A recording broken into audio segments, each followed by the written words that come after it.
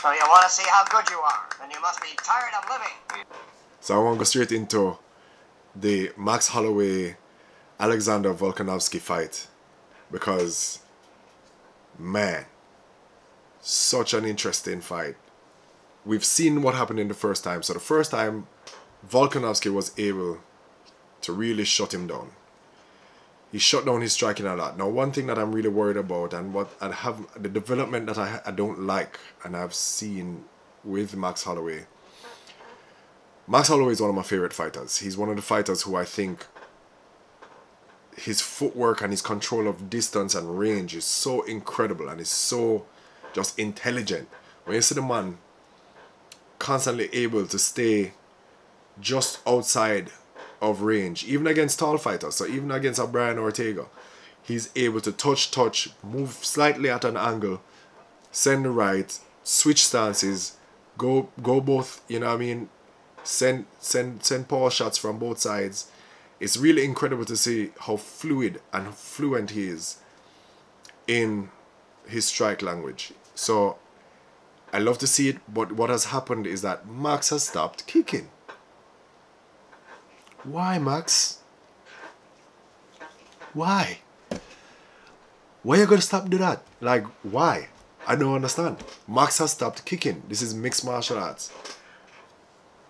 On top of the fact that he's a rangier fighter, he's taller, he's going to be taller than most of the guys that he fights, right? Just because they're featherweights. And Max decides that he's going to use his long punches, and he uses straight punches extremely well. He likes to go to the body. He does everything right when it comes to punching. His boxing is incredible. But you add so much more range when you keep your kicks in the game, right? When you look at a Stephen Wonderboy Thompson, his range is so much longer for the fact that he throws kicks, right? Even Usman, who we were talking about earlier, adds range to his reach because he's going to use that front teep to the body. He's going to use, you know, a couple roundhouses to the ribs, and that's important. You have to keep those options open, and you have to keep people worrying about more things. The more you have to worry about is the less you're able to do. The more I get you to worry about what I'm doing is the more you're not doing what you're supposed to be doing.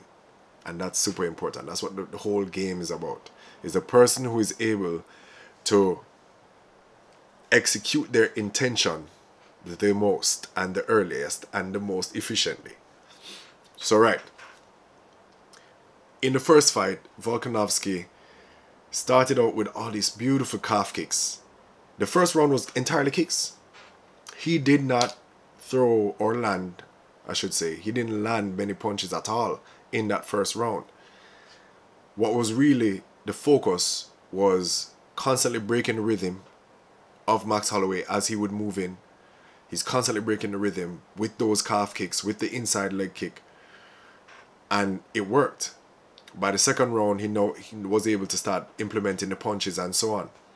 And one thing with Max, is the way Max fights, is that first round is usually pretty much of a feeling out round. He's catching that range. He's finding how you strike. He's throwing fake punches. He's throwing, jabs that don't really mean to touch you, or if them touch you, it's not meant to hurt you.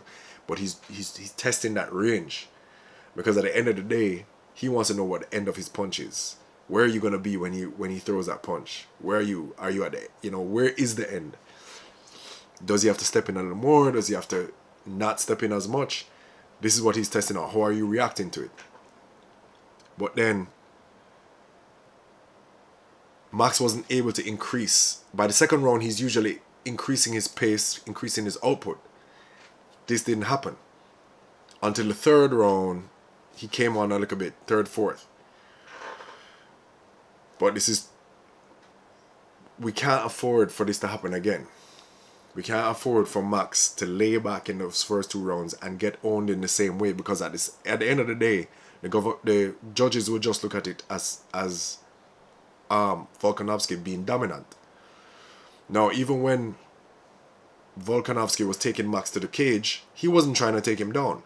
He was just tying him up, stopping the action even, and he was just showing the judges that I have the control of the fight. Then they would break, or he would force Max to work in order to break, and then they're back at it again. And Volkanovski's volume is incredible. So his volume is up there. We know that Max has the capability to throw incredible volume as well. So he can have just punches consistently going if you allow him to. But Volkanovski was so extremely good at darting in, closing that distance when he needed to, being out, and once he's out, he's working those leg kicks.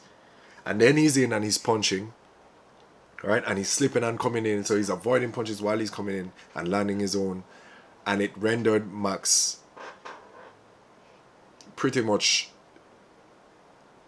it put him on the wrong side of the winning scale in several of those rounds. So 3 of the rounds at least, as the judges can tell you.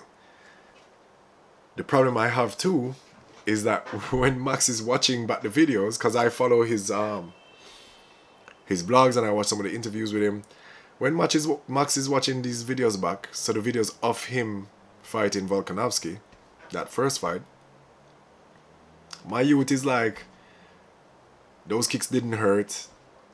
He was just throwing those kicks, he was just throwing out of volume. And I'm sure he's right. He knows what he felt, he knows how it felt. And the truth is, he made a point, if you can hear the slap, that means that the kick is not hurting. When you don't hear, all you hear is a thud, that's the shin bone digging in. That's what really hurts. So when the end of the foot catches you, all that stuff, it really doesn't hurt as much. Especially against your calf, your shin bone. I mean, the calf can feel everything actually. But the attitude that I'm worried about is, I'm worried that Max is not, I'm worried that he may just decide to again endure these kicks in order to throw his punches and land. I do think he needs to change his game plan. I think employing a front push kick to the belly, a front push kick to the face, I think adding that in would be incredibly useful. Volkanovski is a shorter guy. He doesn't have the kind of range that Max has. Max doesn't lack the capability to throw intelligent kicks and to throw kicks very well and execute them. He loves to throw a spinning back kick, all these things. So I think if Max was to add some things to his game or to this fight. Now, that being said, Max is a super intelligent guy. He's a young guy. He's only 28. He has lots of experience. He's got a lot of championship experience as well. He's fought all-time greats, right? He beat Jose Aldo twice, and the way he beat him too was incredible. He's super intelligent. His fight IQ is way, way up there.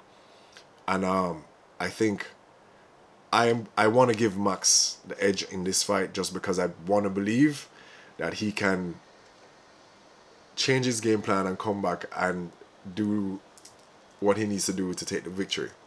That being said, let me see if I can find some let me see if I can find the odds. Yeah, Holloway is getting a plus 180.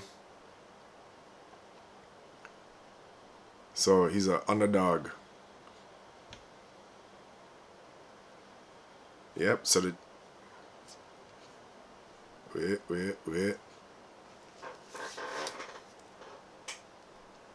Right, so the champion, Volkanovski, is at negative 220, which means you risk $220 to win $100. So that means you're the favorite. That means that people expect you to win. Whereas Holloway, the challenger, is getting plus 180, which means if you bet $100, you can win $180. So he's almost a 2-to-1. He's almost a 2-to-1 underdog, which sucks. But anyway, so Volkanovski is expected to win. I think Volkanovski definitely can put on the same performance if Max doesn't change anything. And that's what's going to be interesting. And what's also interesting is that Volkanovski still has the option to employ more wrestling. Right? He can do that. Like, yeah, no problem. So we'll see what happens there. I do wish Max the best of luck because blessed express, baby. Blessed express. And that with the pun. So you want to see how good you are, then you must be tired of living.